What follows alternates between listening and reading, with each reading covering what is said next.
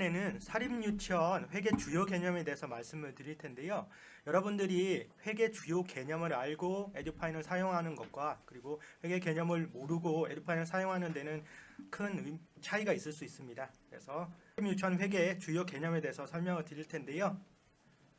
순서는 먼저 사립유치원 회계 주요 개념에 대해서 설명을 드리고요. 두 번째로 사립유치원 예산의 구조와 편성 요령에 대해서 설명을 드리겠습니다.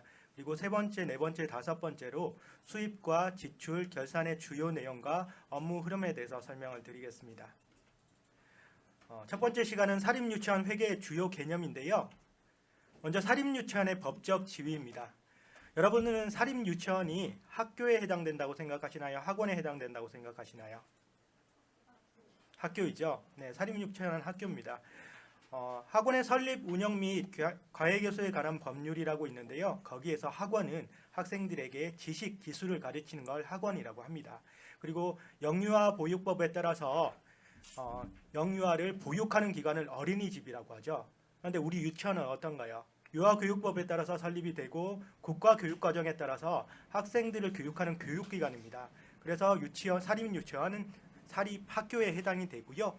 사립학교법에 보시면 유아교육법 제2조 2호에 따른 사립유치원은 사립학교에 해당된다고 나와 있습니다. 그리고 사립학교 경영자에는 사립유치원을 설치 경영하는 법인 또는 사임을 포함한다고 되어 있습니다. 사립유치원은 사립학교이고요. 사립유치원을 운영하는 원장님들은 사립학교 교장선생님이라고 생각하시면 됩니다. 사립유치원이 사립학교이기 때문에 사립학교법에 따른 회계규칙을 적용을 받습니다. 는 사학기간 재무회계규칙을 따른다고 되어 있습니다. 들리십니까? 재무회계규칙은 사립유치원뿐만 아니라 사립초중고등학교도 해당되는 겁니다. 공립학교 같은 경우에는 공립학교 회계규칙이라고 따라 있습니다. 그래서 사립유치원은 이 회계규칙을 따른다는 거고요. 사학기간 재무회계규칙 제53조의 3에 보시면 고등학교 이하 각급 학교의 교비에게 속하는 예산 결산 및 회계 업무는 교육부 장관이 지정하는 정보 처리 장치로 처리해야 된다고 나와 있습니다. 여기서 교육부 장관이 지정하는 정보 처리 장치가 여러분들이 지금 알고 있는 에듀파인이라는 겁니다. 2019년 3월 1일부터는 원화수 200명 이상과 그리고 희망하는 유치원에 대해서 도입해서 사용을 하고 있고요. 2020년 3월 1일부터는 모든 사립유치원이 에듀파인을 적용받아서 사용하셔야 됩니다. 네, 다음은 여러분들이 회계 업무를 전담하실 텐데요. 예산과 회계의 개념에 대해서는 구별할 필요가 있습니다. 먼저 예산에 대해서 설명을 드리겠습니다. 여기 앞에 보시면 예산이란 1년 동안 유치원이 교육활동을 실천해 나가는 데 필요한 세입과 세출의 체계적인 계획서 이렇게 나와 있습니다. 유치원을 운영하는 데 돈이 필요하시죠. 유치원 선생님들 급여도 줘야 될 거고 그리고 공공요금이라든지 각종 교육활동에 필요한 돈이 필요할 겁니다. 근데 그 돈이 어디서 들어오나요? 교육청으로부터 교부금 받고 학부모들로부터 돈을 받습니다. 그렇게 해서 재원이 마련이 되는 거죠. 그러면 우리 유치원에 1년 동안 얼마가 들어오고 그 돈을 어떻게 쓸 것이냐에 대해서 계획을 세우는 것, 이걸 예산이라고 하는 겁니다. 그리고 회계에 대해서 회계는 앞에는 좀 어렵게 설명이 되어 있습니다. 수입, 수납, 지출 등 거래 발생에 대한 경제적 정보를 인식, 측정, 기록하여 학부모, 교직원 등 이해관계자들이 합리적인 의사결정을 할 수 있도록 다양한 재정 정보를 제공하는 일련의 과정과 절차. 내용만 보면 무슨 말인지 잘 모르시겠죠. 이게 회계학에서는 어떻게 설명을 하냐면요. 주식회사가 있다고 예정합니다. 그러면 주식회사 내부에서 회사 내부에 회계가 있죠. 그리고 주주들은 그 회사의 재무 상태를 궁금해합니다. 그래서 재무회계표라는 걸 작성을 합니다. 외부에 공개하기 위해서. 그럼 주주들은 그 재무회계표를 보고 주식 배당이라든지 그런 것들을 받게 됩니다. 이게 회계학에서 보통 설명하는 회계에 대한 개념이고요.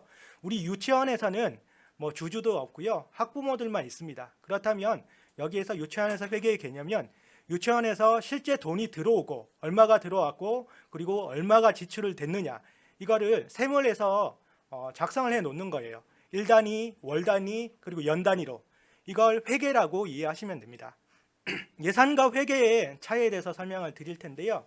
먼저 우리가 회계 운영의 편의상 1년을 1회계년도라고 합니다. 그럼 예산은 기간 개념이 있는 거예요. 1년 단위로 파악해서 세입과 세출 예산이라고 해서 파악을 하고요. 회계는 기간 개념이 없습니다. 현금이 받아들이는 과정과 지출하는 과정을 회계라고 한다는 겁니다. 그러면 여기서 세입과 세출, 수입과 지출이라는 개념이 나오는데요. 여기에 대해서 구체적으로 설명을 드리겠습니다. 세입은 1회계년도에 속하는 모든 수입에 대한 예산이라고 되어 있는데요. 여기서 세입의 세자는 해 세자를 나타납니다. 한 해, 두 해, 1년을 의미하는 거죠. 세월 할 때 세자도 이 세자를 씁니다. 그러면 여기서 세자는 해 세자, 1년의 해 세자고 입자는 들어올 입자입니다. 그럼 해석하면 어떻게 되나요? 1년 동안 들어올 돈, 1년 동안 들어올 돈을 예상해서 계획을 세우는 것, 이걸 세입이라고 하는 겁니다. 우리가 유학비 정부 지원금으로 1인당 22만 원씩 들어오죠. 그럼 100명이라고 가정을 한다면 100명 곱하기 22만 원 곱하기 12 이렇게 하면 2억 6,400만 원 정도가 들어옵니다. 그리고 방과학 과정 지원비도 들어오고요. 학부모부터 걷는 수익자 부담 경비도 있을 겁니다. 이렇게 다 돈이 얼마가 들어왔을지를 가정을 했을 때 10억이라고 만약에 예정을 하겠습니다. 그 10억이 어떤 산출 근거에 따라서 들어오느냐, 그걸 계획을 세우는 걸 세입 예산이라고 하고요. 세출 예산은 마찬가지로 해세자에 나갈 출자입니다. 그러면 1년 동안 나갈 돈을 예정해서 계획을 세우는 것. 세입 예산이 10억이라고 아까 말씀드렸잖아요. 그러면 그 10억을 어떻게 쓸 것인지에 대해서 계획을 세우는 것. 이걸 세출 예산이라고 합니다.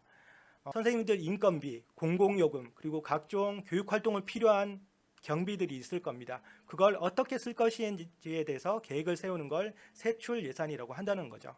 그럼 이 세입과 세출은 아직까지 우리 유치원에 돈이 들어온 게 아니에요. 계획만 세워놓은 겁니다. 10억이라고 했지만 실제 10억이 우리 유치원 통장에 있는 건 아닙니다. 그러면 그 10억을 받아들이는 과정, 그리고 그 10억을 사용하는 과정을 수입과 지출이라고 하는데요. 수입은 지출의 재원이 될 현금을 수납하기 위한 1년의 회계 처리 절차라고 되어 있습니다. 실제 우리 유치원에 돈이 들어오는 거예요. 유학비 정부 지원금 22만 원 곱하기 100명 곱하기 12월 했을 때 2억 6,400만 원이 있었습니다. 근데 그건 계획이죠. 근데 한 달에 한 번씩 들어온다고 가정했을 때 그러면 22만 원 곱하기 100명에서 2,200만 원이 이번 달에 들어오는 겁니다. 그렇게 해서 12월 1년을 돈이 들어왔을 때 2억 6,400이 된다는 거죠. 실제 우리 유치원 통장에 들어오는 걸 수입이라고 하고요. 이 수입의 숫자는 거두어 드린다는 거둘 숫자예요. 그리고 입자는 아까 세입과 마찬가지로 들어오는 거죠. 거두어 드리는 겁니다. 돈을 교육청이나 학부모가 거두어 드리는 것, 이걸 수입이라고 하고요. 지출은 반대로 현금을 지급하는 과정을 지출이라고 합니다. 이 지출의 지차는 치르다, 값을 주다, 그런 의미가 있습니다. 그리고 출자는 나갈 출자죠. 그러면 값을 치르기 위해서 돈이 나가는 것, 이걸 지출이라고 합니다. 우리가 유치원을 운영하면서 선생님들 인건비, 그리고 공사 같은 거 할 수도 있고요. 물품도 구입할 수가 있습니다. 그럼 공사를 했다면 그 공사 업체한테 돈을 지급을 해야 될 거고요. 그리고 물품을 구입했다면 그 물품을 구입한 업체한테 돈을 지급해야 될 겁니다. 이렇게 실제적으로 우리 유치원 통장에서 다른 업체로 돈이 계좌 이체를 통해서 돈이 나가는 과정, 이걸 지출이라고 한다는 겁니다. 그래서 세입과 세출, 수입과 지출에 대해서 알아봤는데요.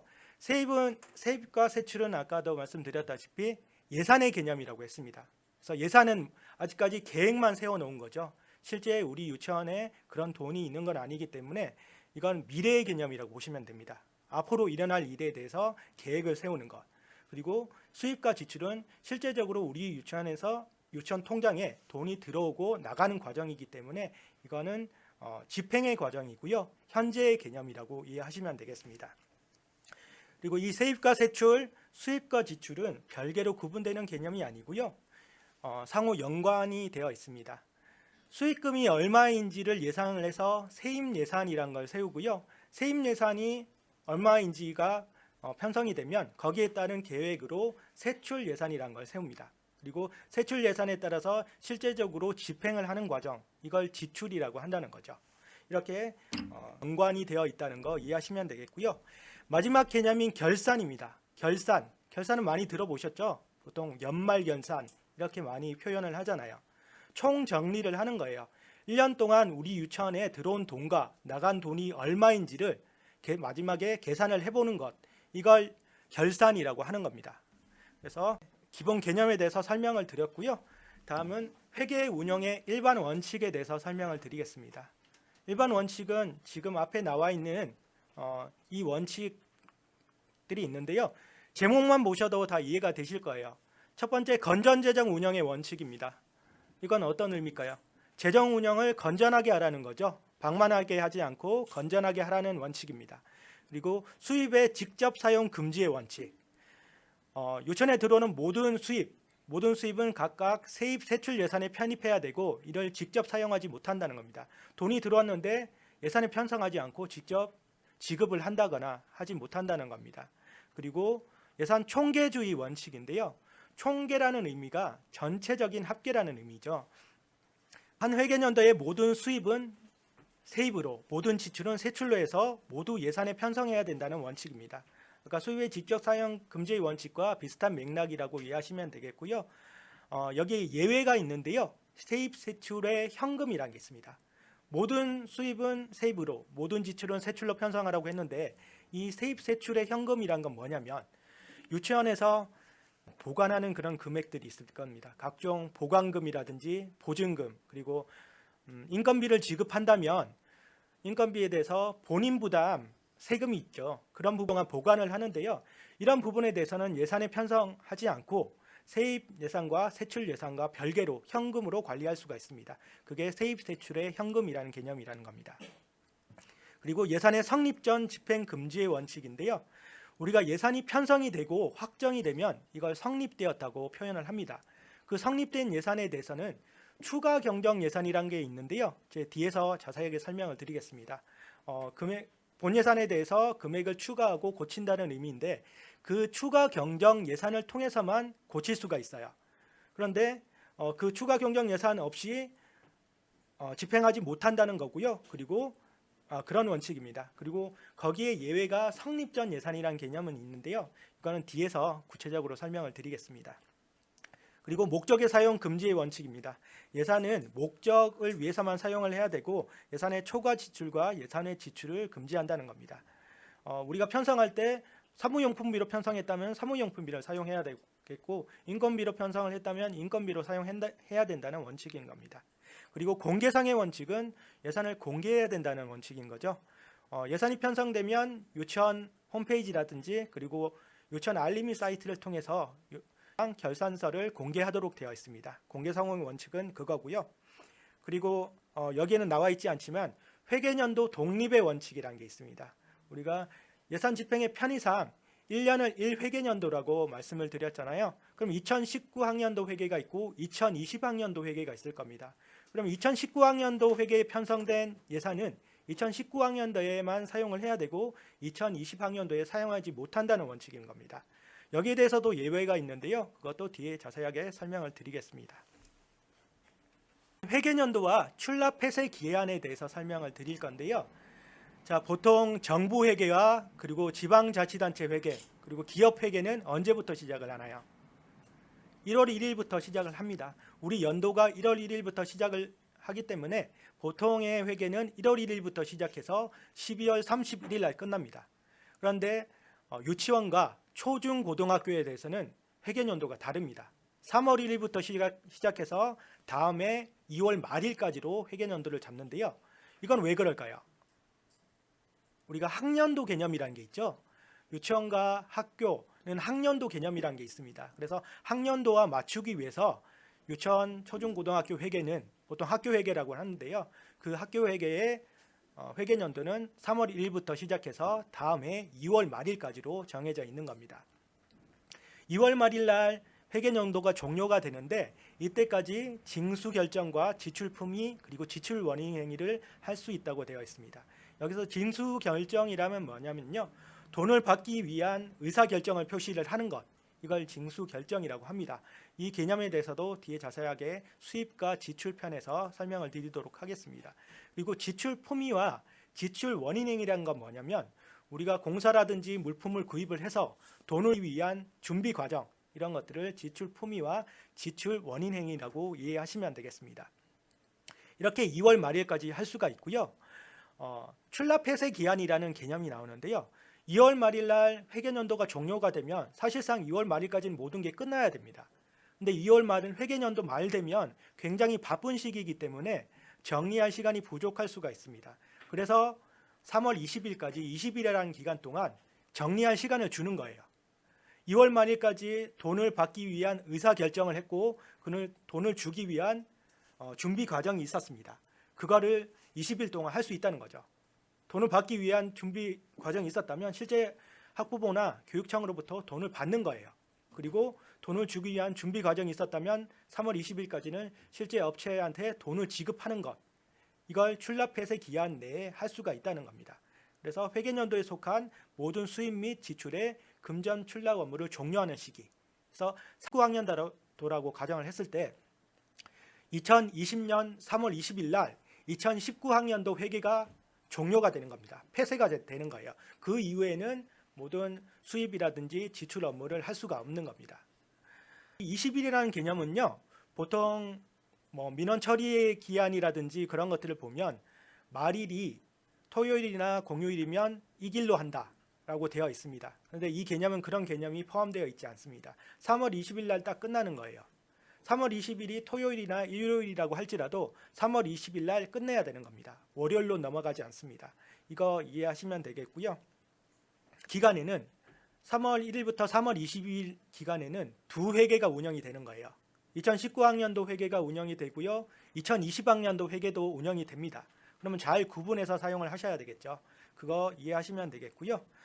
자, 유치원의 회계는 단식부기에 의한다고 되어 있습니다. 네, 단식부기가 뭐냐면 먼저 복식부기의 개념부터 설명을 드리겠습니다. 단식부기와 복식부기라는 개념이 있는데 복식부기는 보통 정부회계랑 그리고 기업회계에서 사용을 하는 겁니다. 차변과 대변으로 나눠져 있어서 이윤과 부채 이런 것들이 다 있고요. 그런 개념입니다. 그런데 단식부기는 굉장히 간단해요. 우리 유치원에 돈이 얼마가 들어왔고 얼마가 나갔다. 이것만 계산하시면 되는 겁니다. 그래서 유치원은 단식부기에 의한다는 거 알아두시면 되겠고요. 적립금이라는 개념에 대해서 설명을 드리겠습니다. 적립이라는 단어가 뭔가요? 모은다는 거죠. 우리 적립을 한다, 포인트 적립을 한다, 이렇게 적립이라는 단어를 사용을 합니다. 그럼 적립금이라는 용어는 돈을 모은다는 의미죠. 적립금은 돈을 모은다는 의미고요. 예를 들어서 유치원에서 우리 교사동 자체가 노후되어 있습니다. 그래서 대규모 수리가 필요한데 견적을 받아봤더니 1억이 필요하다고 해요. 근데 그 1억을 올해 예산에서 다 충당하기가 힘듭니다. 1억을 다 교사 보수를 위해서 사용하면 교육활동비에서 모자랄 수가 있겠죠. 그래서 이것을 어떻게 하느냐, 2천만 원씩 5년을 모으는 거예요. 그러면 5년 후에 1억이 되는 거고요. 그때 우리 교사 시설 보수를 위해서 사용할 수 있다는 겁니다.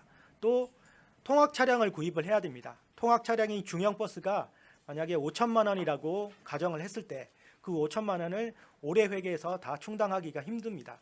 그랬을 경우 마찬가지로 이 돈을 모으는 거예요. 2년이 됐든 3년이 됐든 모아서 5천만 원이 모아졌을 때 그 통학 차량을 구입할 수 있는 겁니다. 이렇게 적립금을 사용할 수가 있는데요. 적립금은 제가 예시로 설명드린 건축 적립금과 통학 차량 적립금에 한해서만 적립을 할 수가 있습니다. 그리고 이 적립금은 유치원의 모든 예산에서 적립을 할 수 있는 게 아니고요. 과목이 정해져 있습니다. 공통과정 지원금의 유학비, 아까 말씀드렸던 것처럼 22만 원씩 지원되는 교육청에서 지원되는 보조금이 있겠죠. 그 유학비에 대해서 적립을 할 수가 있고요. 수익자 부담 경비 중에서 교육비가 있습니다. 입학금과 수업료, 여기에 대해서 적립을 할 수가 있습니다. 그리고 설치 경영자 이전 수입과 잡수입, 이자활동 수입이나 행정활동 수입, 여기에 대해서 적립할 수 있고요. 그리고 순세계 잉여금에 대해서 적립을 할 수가 있습니다. 여기에서 적립을 할 수 있는데 모두 를 적립할 수 있냐? 그것도 아니고요. 이 재원에서 10% 이내만 적립을 할 수 있다는 거 알아두시면 되겠고요. 적립금에서 가장 중요한 건 관할 교육지원청의 승인을 받아야 된다는 겁니다. 관할교육지원청의 승인을 받지 않고 유치원에서 임의대로 만약에 적립을 했습니다. 적립금 1억을 모으기 위해서 1년 동안 1년에 2천만 원씩 모아서 3년을 모았어요. 그러면 6천만 원이 적립이 되어 있겠죠. 근데 그 6천만 원을 교육지원청에 보고를 하지 않고 승인을 받지 않고 적립을 했습니다. 근데 교육지원청에서 점검을 나왔다거나 감사를 나왔을 때 이 적립금을 발견하게 됩니다. 그러면 교육지원청에 보고가 안 된 걸 확인이 됐죠. 이걸 어떻게 처리를 할까요? 우리가 처음 적립 목적을 위해서 사용할 수가 있을까요? 없습니다. 이때 그 해당 회계연도에 교육활동을 위해서 여입조치를 해서 유치원 교육활동을 위해서만 사용할 수 있고요. 우리가 처음에 적립했던 건축, 개보수를 위해서 사용할 수 없다는 거, 이거 이해하시면 되겠습니다. 가장 중요한 건 관할교육지원청에 보고를 해서 승인을 받고 적립을 해야 된다는 거 이해하시면 되겠고요. 적립금 세부 운영 절차는 앞에 표로 나왔는데요. 간단하게 설명을 드리겠습니다. 먼저 자체 계획을 수립을 하겠죠. 1억을 모으기 위해서 우리 유치원 교사 보수를 위해서 돈이 필요한데 1억을 모아야 된다. 그러면 1년에 2천만 원씩 모아서 5년을 모아서 사용을 하겠다.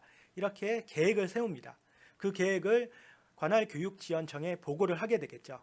그러면 관할교육지원청에서는 이 해당 유치원의 재정 상태를 봐서 1년에 2천만 원씩 적립을 해도 교육활동에 문제가 없겠다고 판단을 하면 적립을 해야 된다고 승인을 해줄 겁니다. 그러면 그때부터 적립을 하시는 거예요. 5년 동안. 그래서 5년 동안 적립을 해서 1억이 모아졌습니다. 그러면 이걸 사용할 수가 있는데요. 사용할 때도 유치원에 보고를 하시고요. 집행을 하고 난 다음에 그 집행 결과를 보고를 하시면 되겠습니다. 금에 대해서는 제가 간단하게 지금 절차와 그리고 중요한 부분에 대해서만 설명을 드렸는데 구체적인 부분은 여기 밑에 보시면 사립유치원 적립금 및 차입금 운영 지침 말림이라고 해서 2018년 4월 5일 날 서울시 교육청 유아교육과에서 공문으로 각 유치원에 다 시행이 됐을 겁니다. 이거 찾아보시면 되고요. 지금 저는 적립금에 대해서만 설명을 드렸는데 적립금뿐만 아니라 차입금에 대한 부분도 나와 있기 때문에 이 내용 참고하시길 바라겠습니다.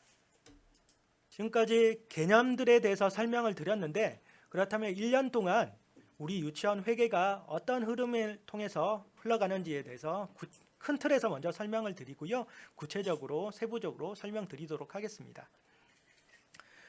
먼저 예산 편성입니다. 2020학년도라고 가정을 했을 때 2020학년도는 3월 1일부터 시작을 하잖아요. 그러면 2020년 2월 말까지는 2020학년도 회계에 대한 예산이 편성이 돼야 됩니다. 그 예산을 편성할 때 있어서 임의대로 편성을 하는 게 아니고요. 2019학년도에 예산을 집행을 하셨잖아요. 그런데 2020학년도도 큰 별다른 게 없을 겁니다.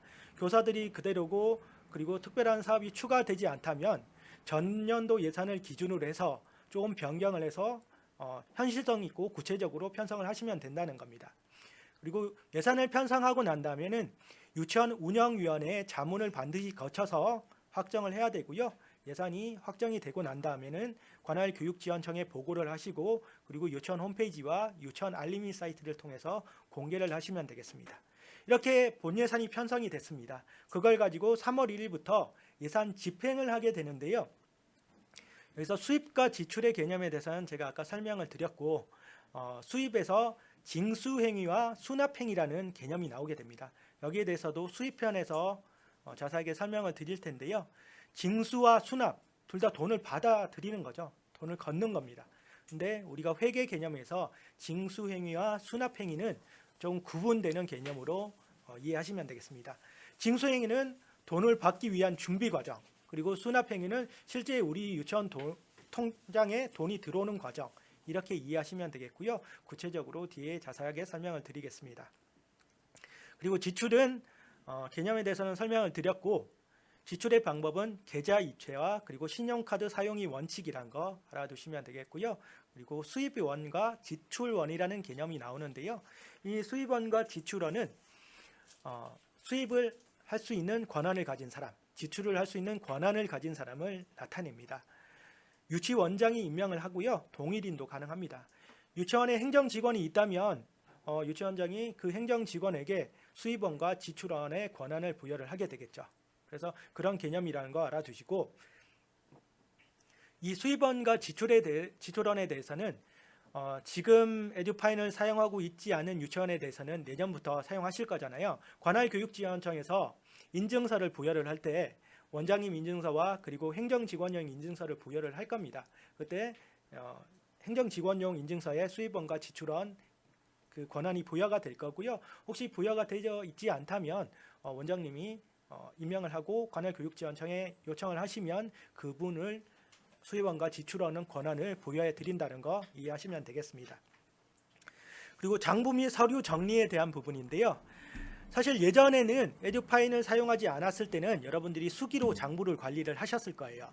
그리고 보통 유치원들이 어떻게 운영을 하셨냐면 회계사무소나 세무사무소 같은 경우에 곳에 위탁을 줬었죠. 그리고 위탁비 한 달에 얼마씩 이렇게 지출을 하면서 여러분들이 사용한 영수증을 모아두셨다가 한 달 단위로 회계사무소에 주면 거기서 장부를 만들어서 갖다 줬습니다. 그래서 한 권, 뭐 이렇게 좀 두껍게 한 권 이렇게 만들어져서 월별 지출 증빙 서류 이렇게 만들어졌을 텐데요. 에듀파인을 사용하시면 그렇게 하지 않으셔도 됩니다. 에듀파인에서 업무를 수입과 지출 업무를 하시면 자동적으로 장부가 정리가 되게 되는 거고요. 거기서 출력만 하셔서 보관하시면 된다는 겁니다. 여기서 현금 출납부, 징수부, 그리고 지출부라는 개념이 나옵니다. 이건 간단하게 설명드리자면 징수부는 돈을 받는 장부예요.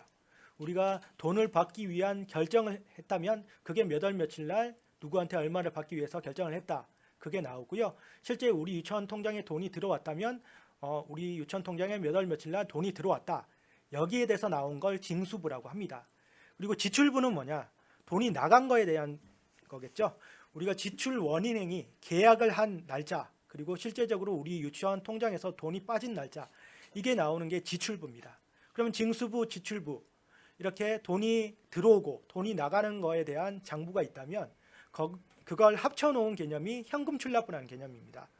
오늘 날짜로 돈이 30만 원이 빠져나가고 오늘 날짜로 돈이 40만 원이 들어왔다고 했을 때 징수부는 30만 원에 대한 부분만 나와 있고요. 지출부는 40만 원에 대한 부분만 나와 있습니다. 그럼 현금 출납부는 돈이 들어오고 나간 거에 대한 개념이기 때문에 30만 원과 40만 원이 다 나와 있겠죠. 이런 개념이라고 이해하시면 되겠습니다. 그리고 지출 서류와 지출 증빙 서류는 건별로 그리고 보통 월 단위로 묶어 두시는데요. 분기별로 하셔도 크게 많지 않다면 분기별로 하셔도 됩니다. 이렇게 해서 증빙 서류를 출력해서 보관하시고 5년 동안 보존해야 된다는 거 이해하시면 되겠습니다. 마지막으로 이렇게 집행이 다 끝났다면 1년이 다 끝났습니다. 그러면 총 정리를 해봐야 되겠죠. 우리 유치원 돈이 1년 동안 얼마가 들어왔고 얼마가 나갔는지 정리를 하시는 걸 결산이라고 하고요. 이 결산은 예산 집행의 타당성을 검토하기 위해서도 하고요. 그리고 차기 그 후년도의 예산 편성의 합리성을 도모하기 위해서 합니다. 그리고 회계년도 종료 후 40일 이내에 운영위원회에 제출을 하고 회계년도 종료 후 55일까지 운영위 자문을 거쳐서 확정한다고 되어 있는데요. 이 부분에 대해서도 결산편에서 구체적으로 설명을 드리겠습니다. 그리고 결산에 대해서도 공개를 하셔야 되고요. 관할교육지원청에 보고를 하면 한 회계년도의 흐름이 끝나게 되는 겁니다. 큰 틀로 이렇게 예산 편성부터 결산까지 해서 1년 동안에 우리 예산 집행이 끝난다는 거 이해하시면 되겠습니다.